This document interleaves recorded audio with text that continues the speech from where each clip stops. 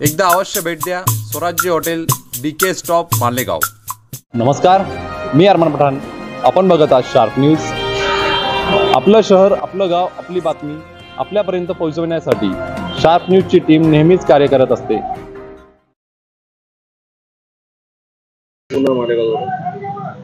मालेगाव मध्ये आता बांगलादेशी रोहिंग्या घुसखोरांना बर्थ सर्टिफिकेट जन्माचं प्रमाणपत्र देण्याचा जो हा घोटाळा झाला आहे, त्यात आतापर्यंत 4077 लोकांनी अर्ज केला।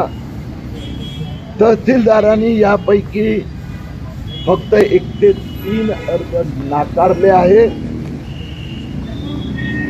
जवळजवळ 4000 लोकांना यामुळे भारताचं नागरिकत्व मिळू शकते। हा खूप मोठा घोटाळा बाहेर आला आहे। मी 30 डिसेंबरला आलो होतो, त्यावेळी ही यादी 11 ते 6 ची होती, 1106। आता हा आकडा झाला आहे 4077। अनेक ज्यांनी अर्ज करणारे आहेत त्यांनी शपथवर म्हणजे एफिडेव्हिटवर खोटी माहिती दिली, सरकारी यंत्रणाची फसवणूक केली। तहसीलदार एक न्यायालयीन प्रक्रिया राबवत होते, म्हणजे न्यायालयात फसवणूक केली, खोटं बोलले, खोटे पुरावे दिले। अशा प्रकारचे 100 लोकांची यादी पुरावेसह हे मी अधिकाऱ्यांना पोलीस स्टेशन मध्ये आज दिली आहे। उदाहरण, रेस्टिंग अधिकाऱ्यांना आम्ही पत्र पाठवून माहिती घेतली की जे रेशन कार्ड एक पुरावा म्हणून जोडलं होतं, तर उदाहरण सांगतो, रेस्टिंग अधिकाऱ्यांनी सांगितलं की ज्याच्या नावाने आदेश देण्यात आला त्याचा त्या रेशन कार्ड मध्ये नावच नाहीये। दुसरं की रेशन कार्ड इतकं घातलेलं की तो कोणाला काही वाचताच येत नाहीये। तिसरं, समजा अमीन मुसा नाव असेल तर रेशन कार्डवर अमीन पटेल नाव आहे, उदाहरण मी सांगतो। तर अशा प्रकाराने फोर्जरी, फ्रॉड, चीटिंग केली आहे।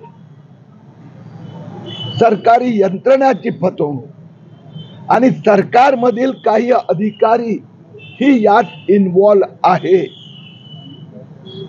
30 डिसेंबर पर्यंत फक्त 11 ते 6 होते, तर 31 डिसेंबर एका दिवसात 3000 ची वाढ कशी झाली? हे जे आकडे आहेत हे काल मला महसूल विभागाने दिले। नाशिक जिल्हाधिकाऱ्यांनी पाठवलं की मालेगाव येथे 4077 जन्म प्रमाणपत्राची प्रक्रिया संपत आली। आणि म्हणून मी मुख्यमंत्री देवेंद्र फडणवीसजी यांना विनंती केली आहे की SITचा तपास चालू असताना इथल्या तहसीलदारला ताबडतोब रजेवर पाठवावे। खूप मोठ्या प्रमाणात हा फक्त जन्म प्रमाणपत्राने बांगलादेशी रोहिंग्या घुसखोरांना गैरकायदेशीररित्या नागरिकत्व दिलं जात आहे। आता पोलीस स्टेशन मध्ये आम्ही तक्रार नोंदवली आहे। मला विश्वास आहे की येत्या 2-4 दिवसात चौकशी करून गुन्हा दाखल करणार, FIR दाखल होणार।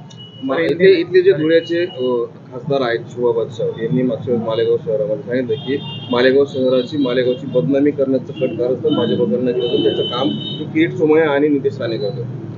बांगलादेशी घुसखोरांना, रोहिंग्यांना इथून हाकलून काढणं, खोटे कागदपत्र देऊन भारतीय नागरिकत्व मिळवणं आणि त्यांच्यावर कारवाई करायला लावणे, हे वोट जिहाद समर्थकांना तर बदनामीच वाटणार ना। यात गैर थोडं, वोट जिहादचा प्रचार तेच करत होते। हा वोट जिहाद भाग 2 आहे, म्हणून त्यांना बदनामी वाटत असेल त्याची मला चिंता नाही। मला भारत देशाच्या सुरक्षेवर याचा धोका निर्माण होतोय, कारण की यात 100 सर्टिफिकेट असे दिले आहेत की जे व्यक्ती अस्तित्वातच नाही आहेत. पुन्हा फार मोठं षडयंत्र आहेत. देवेंद्र फडणवीस यांनी स्वतः लक्ष घातल्यामुळे एका महिन्यात हे षडयंत्र उघडकीस आलं.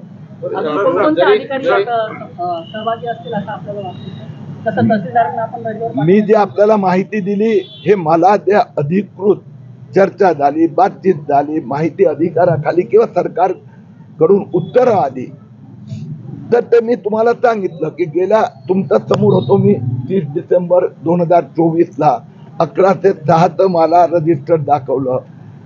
आता काल कलेक्टरनी सांगितलं 4100. आता जे कोण कोण अधिकारी होते नव्हते, कोण पॉलिटिशियन होते, कोण यात बांगलादेश बॉर्डरवरचा एक एजंट काम करतोय, इथला मालेगावचा एक अतिरेकी, आता संघटनेचे संबंधित नेता यात इन्व्हॉल्व आहेत, ते सगळं आता पोलिसनी तपास करायचं आहे. तर आपल्याला माहिती असेल नाव सर काय आपण आता पोलीस स्टेशन मध्ये काय अर्ज दिला? यांच्यातही माझा अन्य सिनियर अधिकारी पण मी आता तहसीलदार ऑफिस मध्ये होतो त्यांच्याही चर्चा झाली. प्राथमिक दृष्ट्या हा एवढा मोठा घोटाळा आहे या सगळ्यांनी मान्य केला आहे आणि त्याच्याच मुळे मी आता तक्रार दिली आहे. पुढची पावलं काय तक्रार दिली सर आपण? हे जे मी सगळं सांगितलं की यात जे काही घुसखोर आहेत त्यांनी बनावटी खोटे कागदपत्र, खोटे एफिडेव्हिट, त्या घुसखोरांना मदत करणारे काय एजंट आहेत आणि सरकारी व्यवस्थेतील तहसीलदार ऑफिस पण याला दाब द्यावं लागणार. हे कसं काय झालं? सर आपल्या मार्फत तक्रार दाखल केली की आपल्या मार्फत कोणी प्रतिनिधी म्हणून तक्रार दाखल केली? तक्रार मी दाखल केली आहे. आता यात काय असतं की प्राथमिक सगळे पुरावे दिल्यानंतर ते चौकशी करतात. काही काही वेळी मग कलेक्टर ऑफिसच तक्रार दाखल करतात. आता ते पाहूया. सर हिंदी में